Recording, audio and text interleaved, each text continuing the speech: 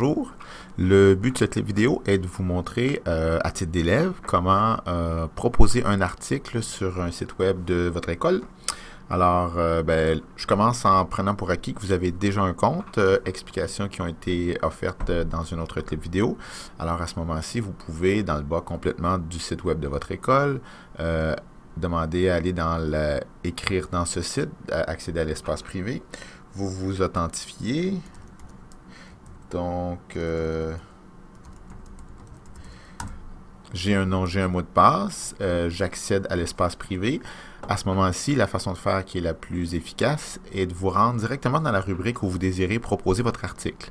La plupart du temps, ça va être dans la rubrique classe et trouver votre cycle. Je simule que je suis un élève de la classe 501 par exemple.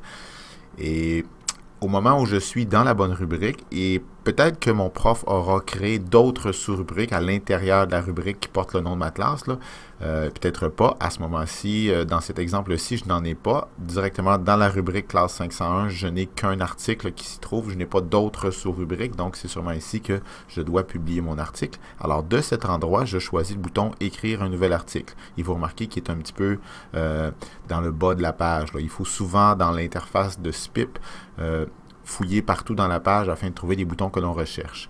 J'ai donc devant moi le formulaire d'un article. Ça ressemble étrangement à un courriel dans le sens où je dois mettre un titre. Je dois mettre un descriptif rapide. En fait, je dis je dois, c'est pas obligatoire, mais si je mets un descriptif rapide, c'est-à-dire un résumé de mon article, c'est celui-ci qui sera présenté en page d'accueil du site web de l'école, pendant qu'il fait partie des 5 plus récents articles, là, et non les quelques 200-300 caractères là, qui seront pris de façon arbitraire là, à l'intérieur même de mon article. Alors, je vais écrire résumé de mon article et à cet endroit-ci, c'est là que j'écrirai ou bien que j'effectuerai un copier-coller de mon article que j'aurais précédemment écrit, peut-être avec un autre logiciel, un traitement de texte, quoi que ce soit.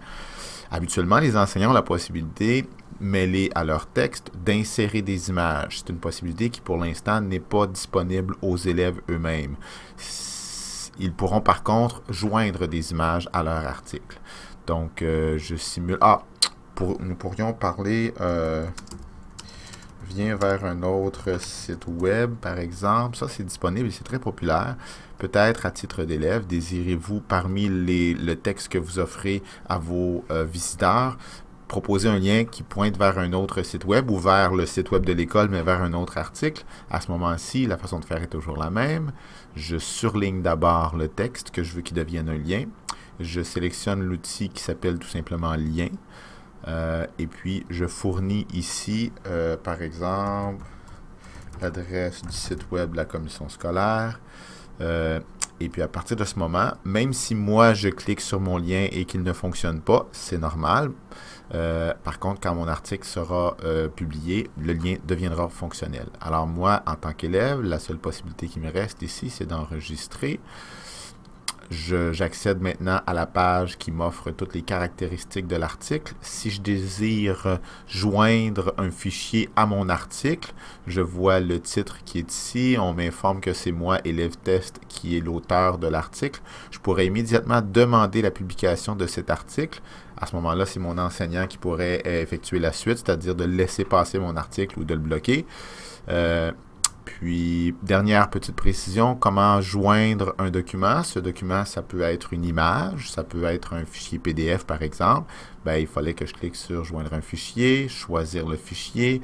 Je parcours les répertoires. Il faut que le fichier se trouve sur mon ordinateur. Donc, c'est une étape au préalable qu'il fallait que j'effectue. Je choisis mon fichier et là, finalement, je clique sur « Téléverser ». Il me reste une dernière étape qui est facile à oublier. Même si j'ai joint mon fichier, dans ce cas-ci, c'est une image, on la voit bien, elle est bien là. Si je n'effectue pas la dernière étape qui est de déposer dans le portfolio en cliquant ici, si je n'effectue pas cette étape-là, mon image elle va être visible dans l'espace privé, mais pas dans l'espace public. Il ne faut vraiment pas l'oublier. Puis à ce moment-ci, en tant qu'élève, j'ai terminé mon travail. Je veux donc demander la publication de cet article. On m'informe, attention, vous avez demandé à changer le statut de cet élément. Souhaitez-vous continuer? Évidemment que oui. À partir de ce moment, mon travail d'élève est terminé. Ça sera à mon enseignant de laisser passer mon article ou de me le retourner. Merci.